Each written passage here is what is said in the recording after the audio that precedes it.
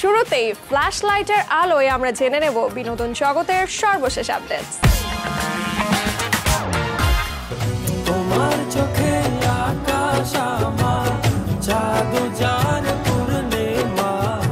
দেশের জনপ্রিয় গায়ক, সুরকার এবং সঙ্গীত পরিচালক আরিফিন রুমি মাঝে কিছুটা লাইনচ্যুত হলেও বর্তমানে আগের মতো পুরনো ছন্দে ফিরেছেন তিনি। পুরোপুরি গানে ডুবে আছেন এই সঙ্গীতশিল্পী, ব্যস্ত রয়েছেন নতুন গানের কাজ নিয়ে। বিস্তারিত না বললেও তিনি জানালেন শ্রোতাদের জন্য আসছে চমক। সিনেমার জন্য গান করছেন তিনি। রুমি বলেন, কাজ শুরু করেছি, নতুন গান নিয়ে পরিকল্পনা চলছে। আমার শ্রোতাদের শুধু এতটুকুই বলবো, অপেক্ষা করুন, চমক নিয়ে আসছি আপনাদের জন্য।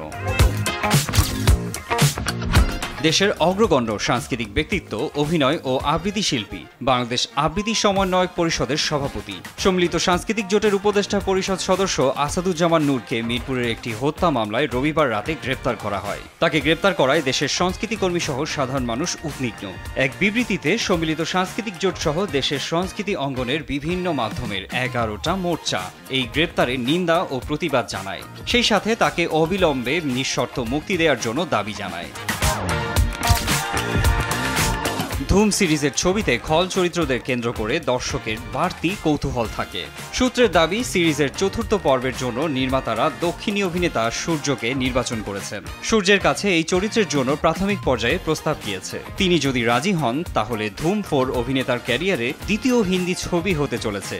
কারণ পরিচালক রাকেশ ওম প্রকাশ মেহরার কর্ণ ছবিতে নাম ভূমিকায় অভিনয় করেছেন সূর্য।